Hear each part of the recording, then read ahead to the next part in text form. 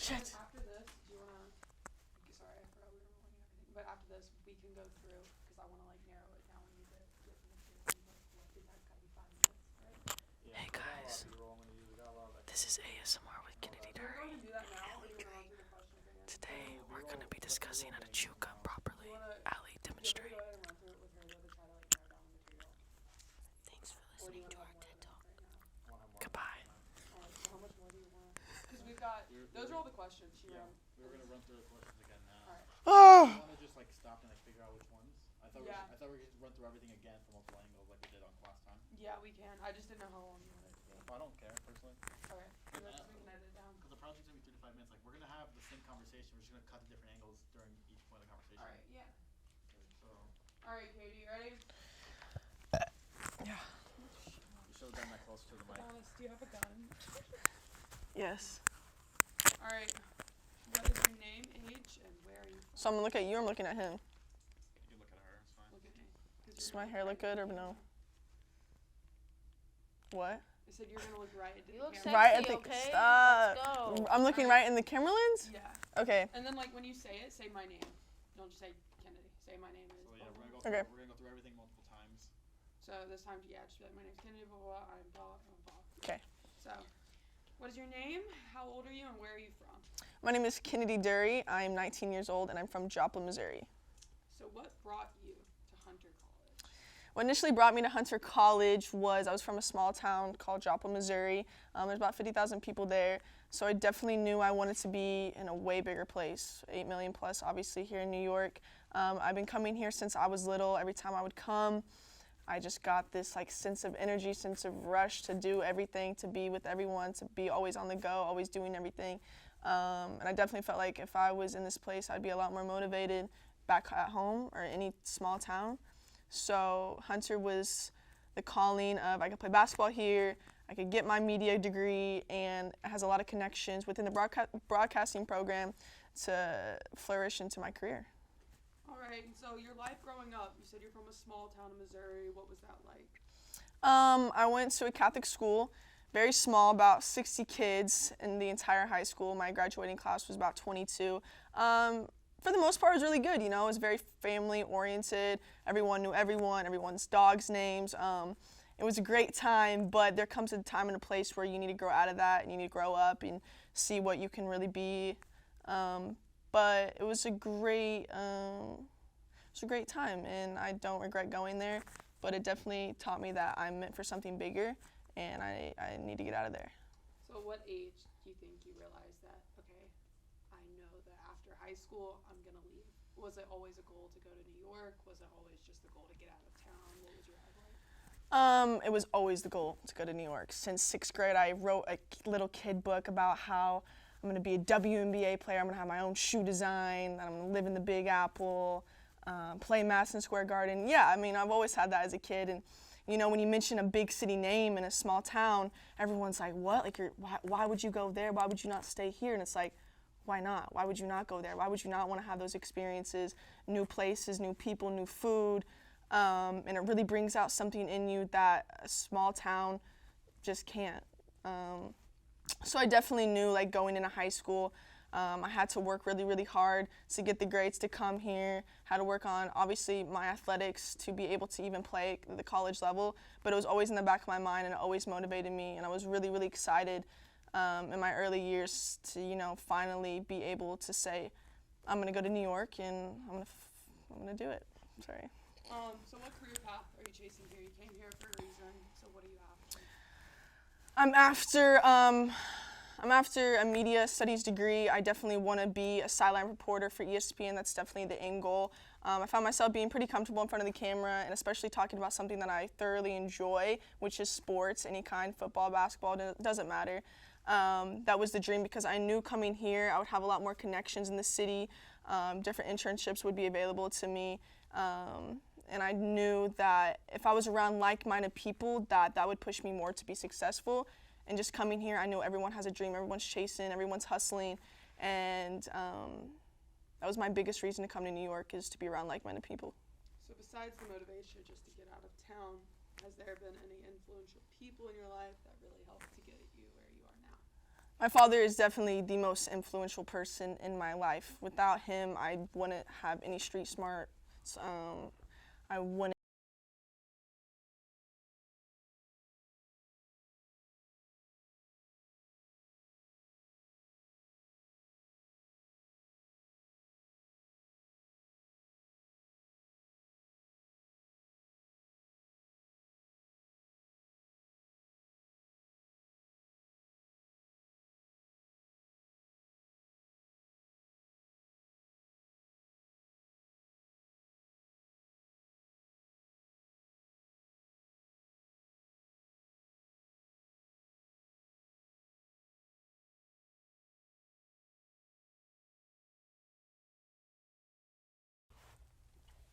I don't have my mic on.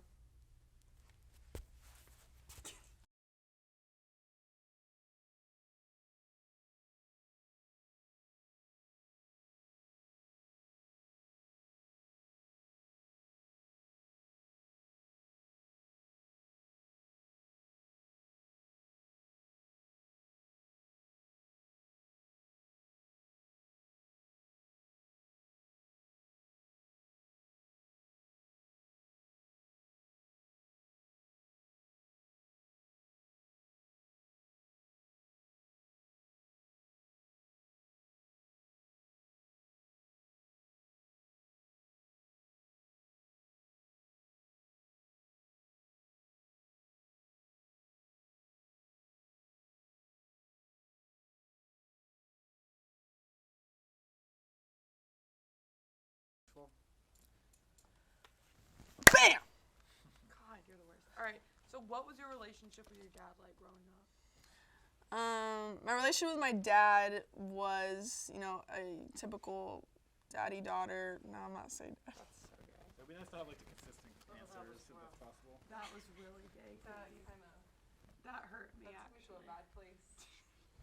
Guys, can we just re-erase that? Can we just You erase want to that? re-erase it? No, I'm gonna That was erase awful. Father, daughter. I'm never gonna let you live Father-daughter. that down. I'm gonna Daddy-daughter. I'm going straight to Twitter. This is why. This is why Bloopers don't even put our the society is daddy-daughter corrupt. Cause yeah, you Twitter can't saying even daddy. fucking put daddy in some whatever. Okay, All right. stop. Re- What did I regroup. say? What did I say You in the said beginning? typical father daughter. Except for he was. But hard what on was my you. original answer? He was not afraid to get on your shit. Like. He was not afraid to get on my ass. That doesn't sound any good. Yeah, I'm either. glad Sorry, you didn't say that in the bullshit. same sentence as daddy. Sorry. Freak. My daddy got on my ass. I'm gonna I know let- you said that before. If that was a window, was I'd run confident. right out of it. Okay. Who, me? Why? Who, me? You forgot the. I'm so uncomfortable right now. This is insane. All right. Are we ready? Yeah, I don't even know how to answer this anymore. Just be like, I actually didn't have a dad. So he's actually dead. Just take it away. Maybe Okay. maybe the dad or the friends we made along the way. I'm so scared. All right. So, what was you and your dad's relationship like growing up? Me and my father's relationship has always been the same since from 5 to 19 years old. Me and him always got each other. He would take me out to dinner every week, and we would always talk and have meaningful conversations. And he taught me social cues and how to understand people and how to make connections with people. He was just always just this great guy that would bring something out of me that no one else saw. And so no, that's not true. Like what? Fuck. My dad was actually a dick. Ah! Can you talk a little slower too? You talk like you're like. You were so comfortable like just a second ago. I know, but now I just don't know what to say anymore. That's okay. Just regroup. Okay. Be the normal dick you are. All right. Thank you. What was your relationship like with your dad growing up? The relationship with my father was I don't know. Can you like a shot? Sorry, I do for real. Okay, my relationship with my father was like any other father-daughter. No, it wasn't, because that's the whole point, that it's not like anybody Just be else. like, my dad was hard on me from a young age. Okay, yeah. Okay. So my dad was hard on me from a young age. He taught me things that most parents didn't teach their kids. He would always make me order on my own. He would always make me make my own appointments for myself. He really taught me how to communicate with one another, how to build connections with basically anybody in the room. He gave me that confidence, that drive, because he led by example.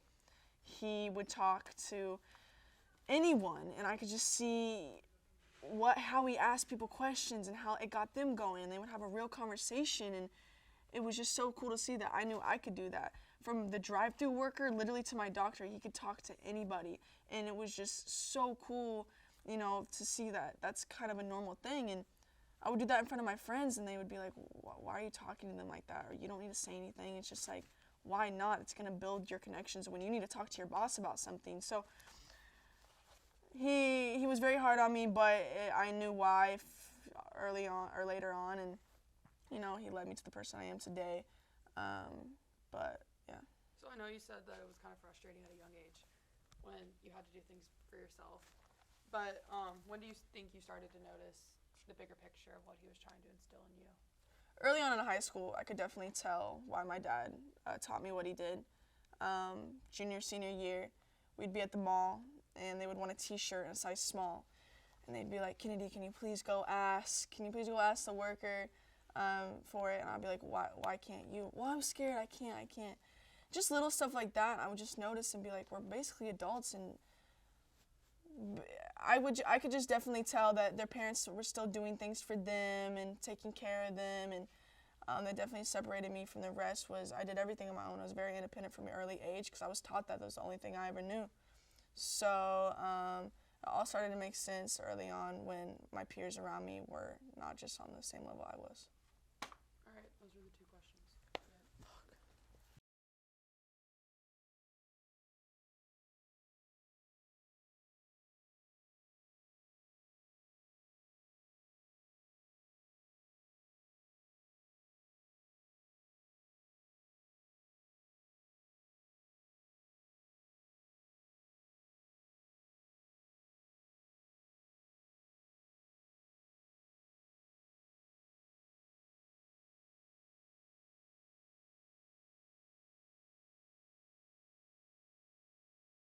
That's your little. Yep. I'm so scared to be Sorry. That's amazing. All right. I'm looking at Olivia, right? Yeah. This is the worst part. I'm happy with the frame. So I think this way you can also be more expensive with your hands. You can like that. You know what I mean? Talk with my hands.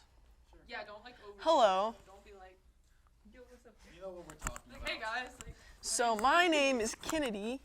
And you know what I'm talking about. You know. let's just start. Do it Period. in sign language. I'm just kidding. Do you actually know sign language? Yeah. No, you don't. Ready? No, I don't believe you. All right, ready? Let's start. All right. So what for real? Should we do that? I wouldn't be down for that. Should we get canceled? All right. What is your name? How old are you, and where are you from? My name is Kennedy Dury. I am 19 years old, and I'm from Joplin, Missouri. So, what brought you to Hunter from Missouri? Two big things brought me to Hunter. Number one was obviously basketball. I've been playing basketball since I was in kindergarten. Knew that I could play at a college level very young, and so that was definitely one of my motivations to get to the city. Second one was the connections here for what I want to do, which is media studies, broadcasting. I knew that I'd be around like-minded people, especially in a big city like this. I would have way more opportunities than I would back home, and so it just made the most sense to me. So, what was your life like growing up? What was your high school years like? So I went to a very small Catholic school all my life. My graduating class was 22 people, very, very small. But, it was very family oriented, and, everyone knew each other, everyone knew each other's dogs' names. We all had that sense of family in a way. But I knew I needed to grow out of that. I needed to find something bigger than myself. But high school was very fun. I had, just the normal experience. Went to prom, played for the basketball team, was on Stuco. Went to a lot of good parties. It was fun, and I had a great time. I don't regret it. So did you know you always wanted to leave town?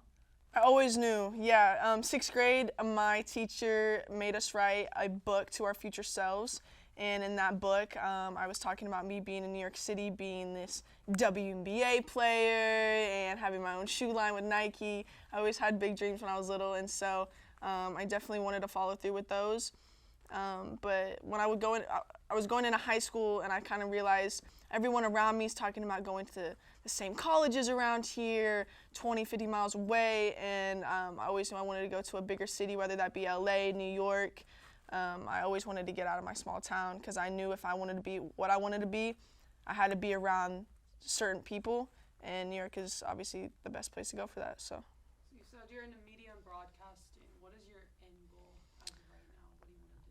So the biggest dream of them all, the end goal, is definitely to be a ESPN reporter. Definitely sideline reporting. I like to interview people. So definitely, after the games, pre-games, post-games. I did that back in my high school. I would go on the football field and do halftime shows where I'd interview each coaches and the players and how they're feeling about the game.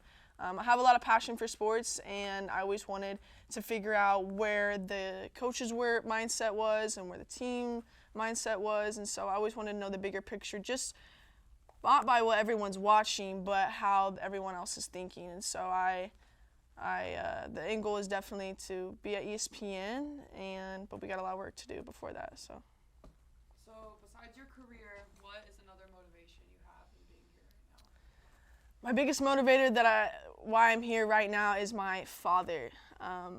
Growing up, my dad was very hard on me, not in like a mean way, but he definitely pushed me to be the best that I could be.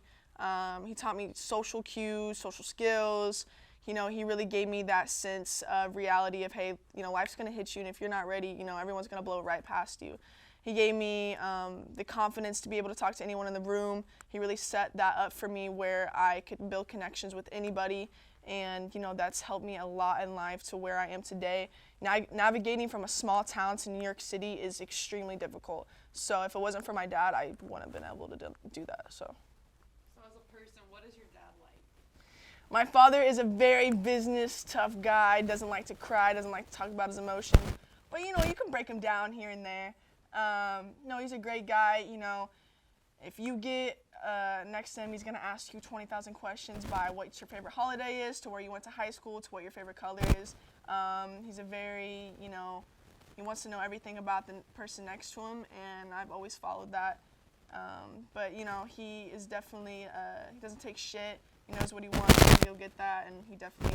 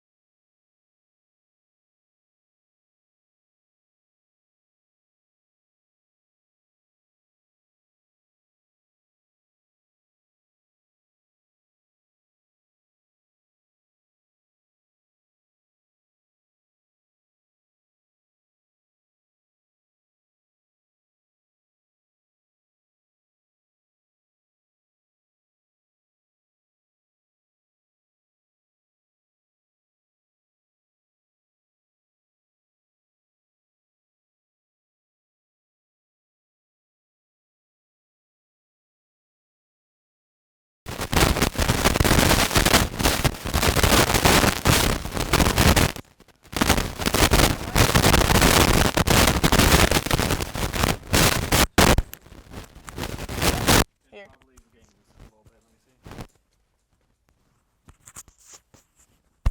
Was it like that the entire time? I just started at the last second.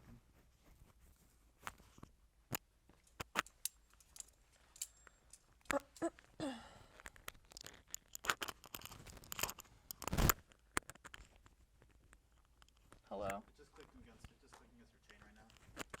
Yeah.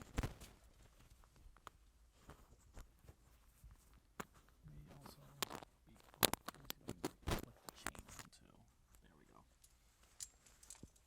Let's start back on. Should we finish Last up? question. Last question. There you go. Talk now. Hello. All right. Yeah. Good. So just answer the last question you just did. All right. So when do you think you started to understand the bigger picture, what your dad was trying to instill in you at a young age? Going into high school, I could definitely tell my friends didn't have social cues like I did. They really just didn't know how to talk to people. I'm not saying that they were very, very shy, but we would go to the mall and they would need a small and a size t-shirt, and they were too afraid to ask the worker for it. So they would make me do it. Little things like that would just add up. Definitely my junior, senior year when we were getting older and we should have been able to do those things, they just still weren't. Didn't know about social cues, social awareness, and no one wanted to push themselves any more than the person next to him, and that was a big problem of mine. We were all around each other every single day for the last 12 years. Nothing was new, so everyone was just kind of bored, stuck in a rut, doing the same routine, doing the same thing. So I finally realized, like, I want more than this. I want to be bigger than what this small town is offering me. And so, you know, definitely like my senior year, I was like, I got to get out of here and realize that I could be something way bigger than what my peers are. So as you've matured, how has your relationship with your dad changed? Oh, it's still the same. Since 5 years old to 19, he's been the same on me, you know. Always calling me up every day, making sure I'm on my game, on my routine. This guy wakes up 6 a.m. every morning and works out, and he reads the newspaper, and he does his crossword, and then he goes straight to work, business calls, lunch. Like, he has a routine, and he wants me to have the same thing. But I'm not saying he's not fun or anything, but, you know, he's a guy that's going to get stuff done, and he's very successful, and that has never changed our relationship one bit. He's a great, caring dude, and, you know, he taught me not just about life, but about how to treat others and how to love one another. And, you know, it hasn't changed since I've been 5 to 19. He's always been this hard on me. So, bye.